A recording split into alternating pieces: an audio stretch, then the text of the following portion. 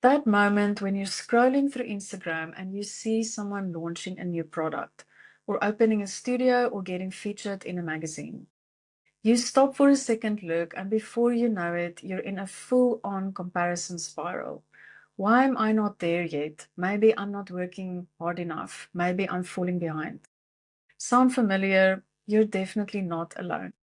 I'm Lizanne, and this is The Art of Creative Business, a podcast for creative business owners who are building something meaningful and sustainable in their own way. Today, I want to talk about comparison and what to do when you catch yourself falling into that trap. So let's start with what actually happens. You're scrolling through someone's feed. Maybe it's a designer, a photographer, a florist, another small business owner, and it looks beautiful. It's polished, they seem to be thriving.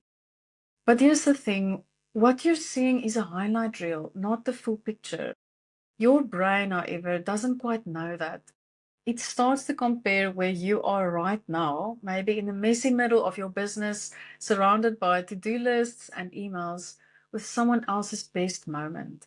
And the longer you stay there, the worse you feel. Your body tenses, your energy drops, you start questioning your own progress. So, what can you do in that moment? The first step is to bring yourself back to the present, to reconnect with reality, not the filtered one on your screen, but the real one around you. A simple tool that can help is the 5-4-3-2-1 method. Name 5 things you can see, 4 you can touch, 3 you can hear, 2 you can smell, and 1 you can taste.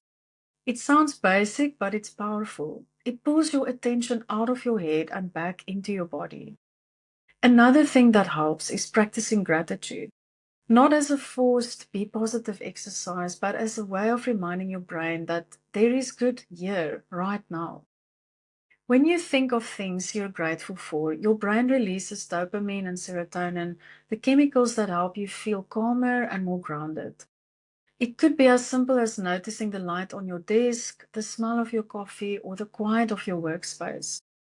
And then do something that calms your body. A few slow breaths, a short walk, stretching your shoulders, anything that tells your nervous system it's safe again. Once your body feels calmer, your thoughts will naturally start to settle too. And that's when something shifts. The situation no longer feels so heavy. You can see possibilities again. You start to move from why can't I to what can I do next? That's agency. And here's the part I love most. You can always choose to create. Instead of scrolling, put down your phone and make something small. Sketch, write, experiment with color, plan your next offer, whatever reconnects you with your own creativity. Because someone else's feed will always look shiny, but your path is yours and it's full of potential if you stay connected to it.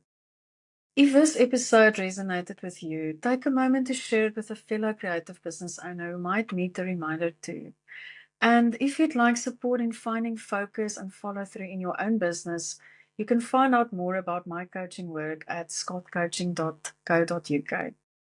Thanks for listening, and remember, the most meaningful progress often happens off screen.